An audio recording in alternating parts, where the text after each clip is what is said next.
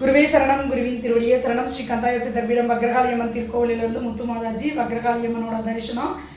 வக்ரகாளியம்மனோட சிறப்பு அப்படின்னு பார்த்தீங்கன்னா, எல்லா தெய்வங்களும் பார்த்தீங்கன்னா மாரியம்மன் போன்ற தெய்வங்கள் எல்லாம் இடது காலை கீழே ஊனி இருக்கும், ஆனால் வலது காலை கீழே ஊனி இருக்கும். ஆனால் காளி போன்ற சக்திகள் மட்டும்தான் இடது காலை கீழே ஊன்றி இருக்கும். இடது காலை கீழே ஊன்றி இருக்கக்கூடிய சக்தி ஆணை தனக்குள் அடக்கிய சக்தி, சிவத்தை தன்னுள் அடக்கிய சக்தி, சிவனும் சக்தியுமாய் சேர்ந்து ஒளிரக்கூடிய ஒரு பிரம்மாண்ட சக்தி அப்படின்னே சொல்லலாம். வக்ரகாளியம்மன் பாருங்கள், இவங்க 8 கை உள்ளவங்க. இவங்க பெருமாளோட சேர்ந்து போர் புரிஞ்சதுனால ஒரு வலது பக்கம் மேல் கையில் தந்தமும், அதற்கு கீழுள்ள கையில் சக்கரமும், அதற்கு கீழுள்ள கையில் வாளும், அதற்கு கீழ் உள்ள கையில் கத்தியும் வச்சுருப்பாங்க. இது சம்ஹார கோலம்னு சொல்லலாம், போர் புரிஞ்சதற்கான அர்த்தம். இந்த கை, இரண்டாவது கை வந்து வில்லு அம்பு இருக்கும், மூன்றாவது கை கபாலம் ஏந்தி இருக்கும், நான்காவது கை வந்து ஒரு முத்திரை வச்சுருப்பாங்க அம்மா. இது அம்மாவோட முத்திரை, பார்த்துக்கோங்க.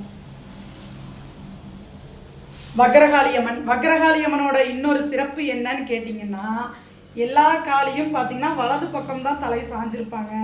ஆனால் வக்ரகாளி மட்டும்தான் இடது பக்கம் தலை சாய்ந்து அமர்ந்திருப்பாள்.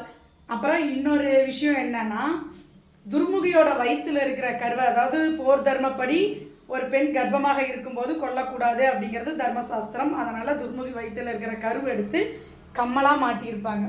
அவங்க காதில் ஒரு பக்கம் கம்மலும், இன்னொரு பக்கம் அதாவது வலது பக்க காதில் கரு ஒரு பிண்டம் இருக்கும், அந்த கருவை மாட்டியிருப்பாங்க.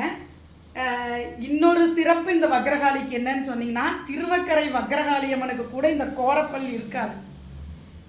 மதுக்கரை வக்ரகாளியம்மனுக்கு மட்டுமே உண்டான சிறப்பு என்னன்னு கேட்டிங்கன்னா, சாதிச்ச சந்தோஷம், போரில் சாதிச்ச சந்தோஷம் இந்த அம்மா ஃபேஸில் இருக்கும். பாருங்கள் நல்லா. தான் மதுக்கரை வக்ரகாளியம்மனோட மிகப்பெரிய சிறப்பு என்னன்னு கேட்டிங்கன்னா, சாதிச்ச சந்தோஷம் இந்த அம்மா மனசில் இருக்கும். இந்த அம்மாவை வணங்கி 108 தீபம் போட்டு வணங்குற அனைவருக்குமே சாதனை அப்படிங்கிறது நிச்சயமாக வெற்றியில் தான் முடியும். நன்றி, வணக்கம்.